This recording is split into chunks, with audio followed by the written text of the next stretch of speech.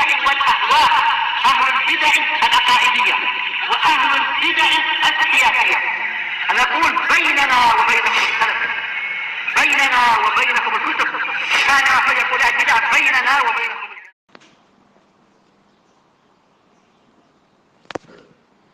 Bismillahirrahmanirrahim. Alhamdulillah nahmaduhu wa nasta'inuhu wa nastaghfiruh. Wa na'udzu billahi min syururi anfusina min sayyiati a'malina. Shalatu wassalamu ala Rasulillah wa ala alihi wa sahbihi wa ba'd.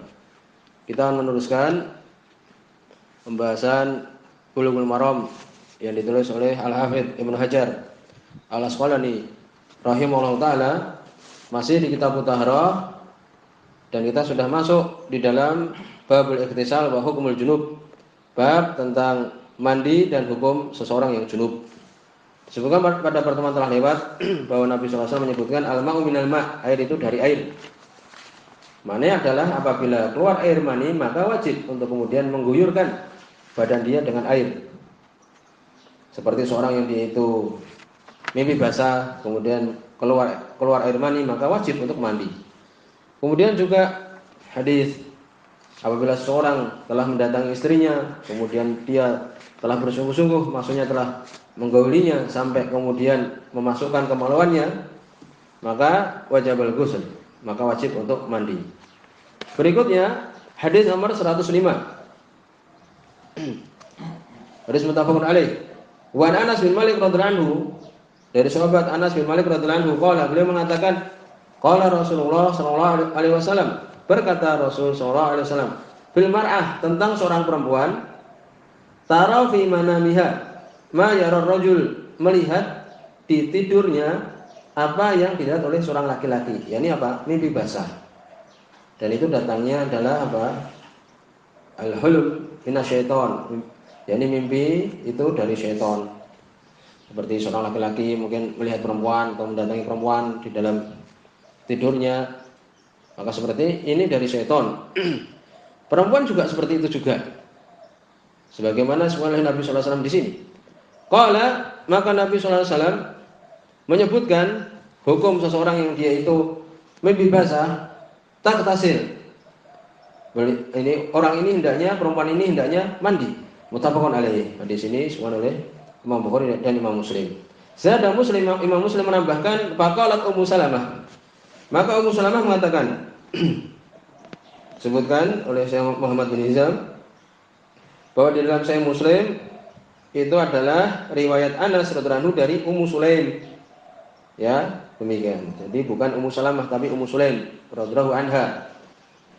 Berkata Ummu Sulaim berarti, wa hal yakunu hadza? Apakah mungkin demikian ini? Perempuan mimpi basah. Qala, Nabi mengatakan, na'am, iya.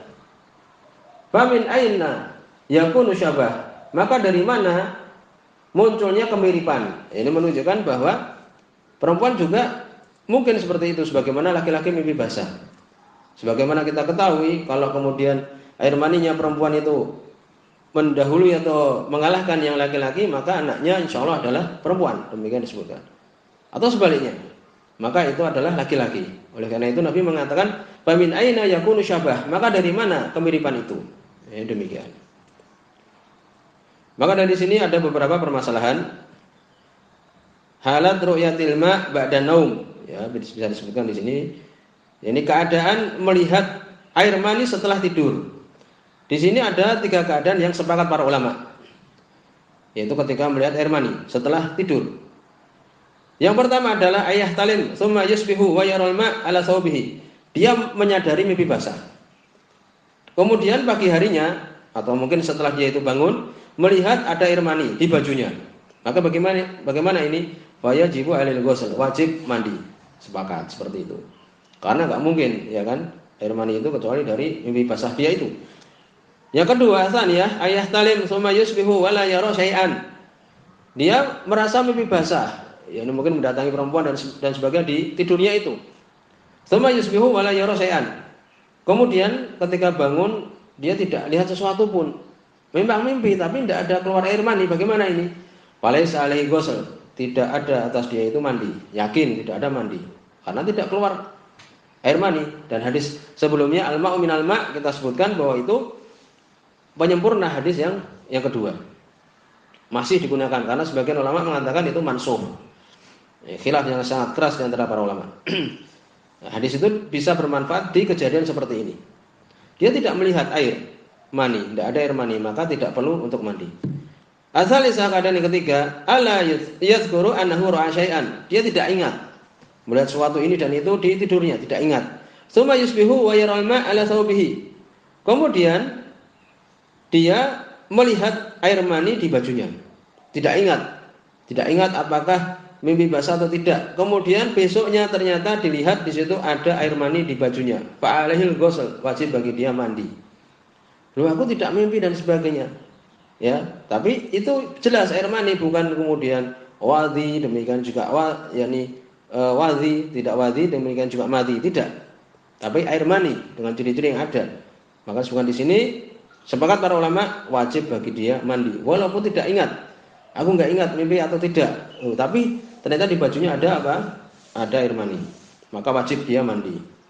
Semoga di sini wa hadhihi salas halat mujma' 'alaiha. Sepakat atasnya para ulama. Paham ya? Ini permasalahan seperti ini. Maka sepakat itu adalah apa? Para ulama pada tiga keadaan ini. Kemudian disebutkan ada permasalahan. Idza intabaha minan naum fara'a balalan wa la yu'lam hal huwa mani aw ghairuh. Apabila dia bangun tidur, melihat air, balal itu basah, tidak tahu itu mani atau apa, maka seperti ini untuk dia perhatikan benar-benar. Dia perhatikan benar-benar itu mani atau enggak. Butuh kepada kejujuran dia. Kadang-kadang, wah ini dingin sekali aku, atau badannya aras-arasan untuk mandi dan sebagainya, maka butuh kejujuran. Kalau itu adalah mani, ya sudah, wajib bagi dia itu mandi. Kalau tidak, ya sudah. Demikian. Bagaimana kalau ragu-ragu? Sebutkan di sini. Walau yatarajjah lahu syai', tidak ada yang mantap bagi dia.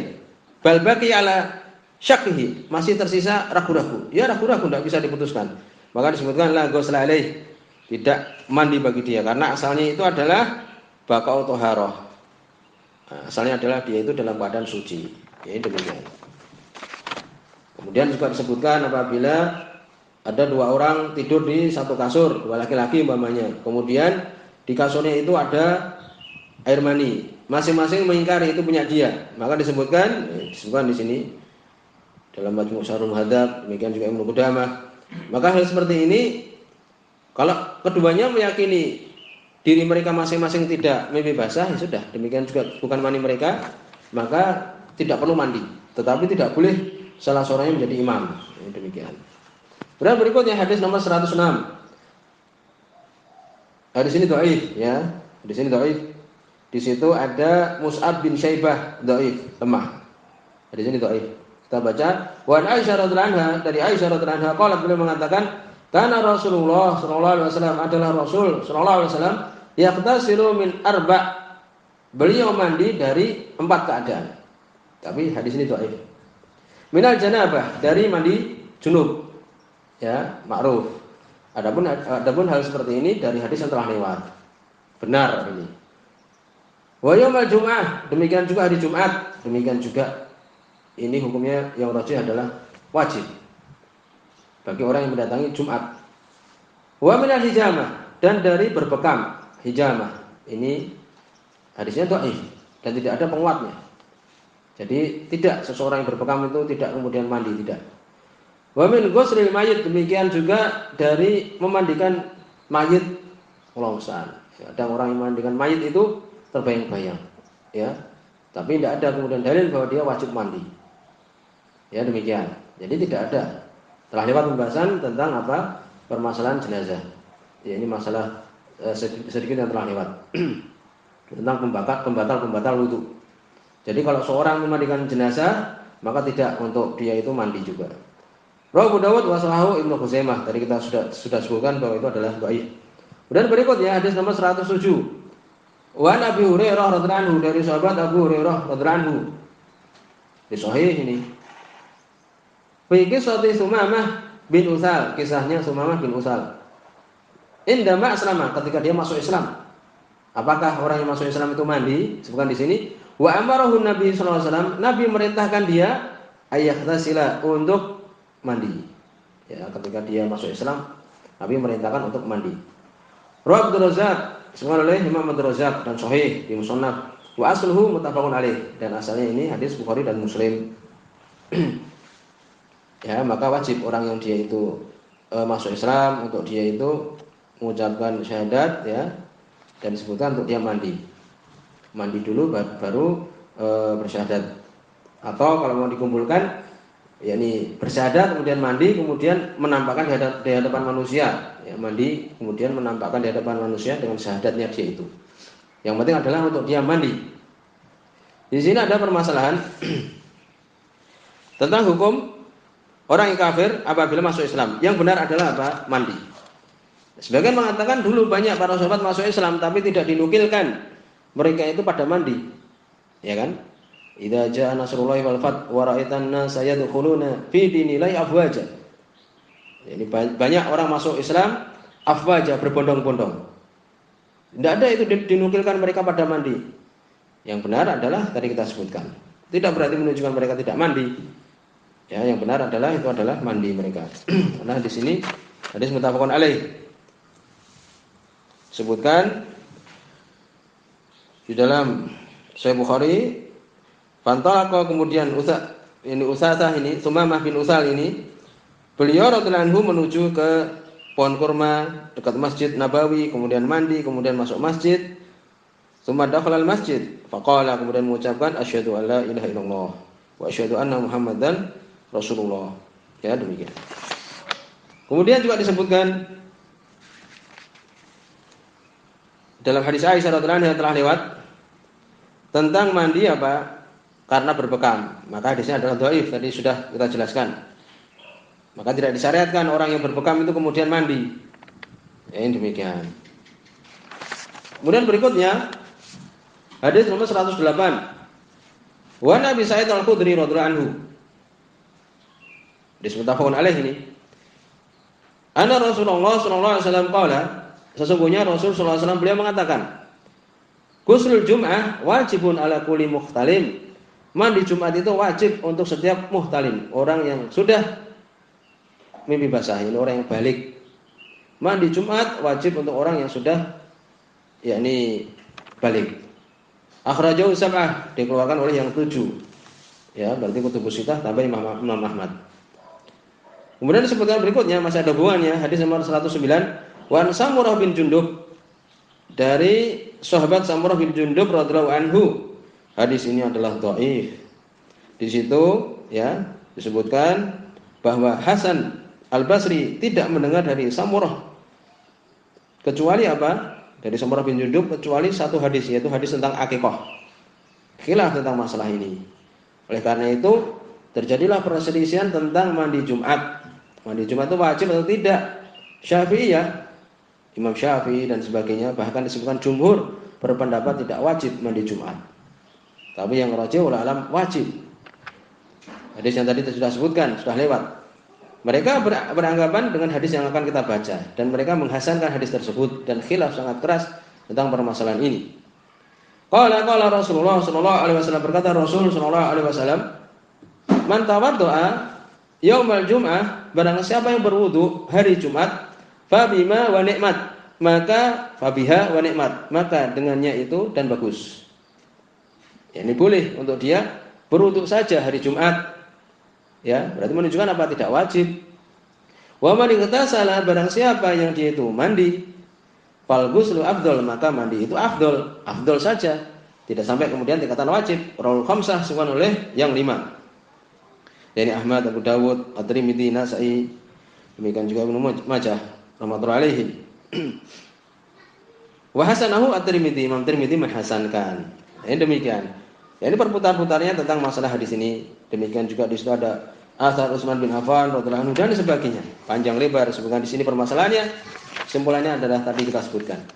Demikian juga yang mengatakan wajib di antaranya dalilnya adalah Bukhari Muslim, man atamikum al-jum'ah falyaktasil, barang siapa salah seorang kalian mendatangi Jumat, ikut salat Jumat, falyaktasil, hendaknya mandi, jelas wajib dengan fi'il amr. Ini perintah dengan lamul amr, masuk ke fi'il mudhari. Demikian juga hadis muttafaqun alaih juga, hakun ala kulli muslim ayyaktasila kulla sab'a ayyam, Hak bagi setiap muslim untuk mandi setiap 7 hari.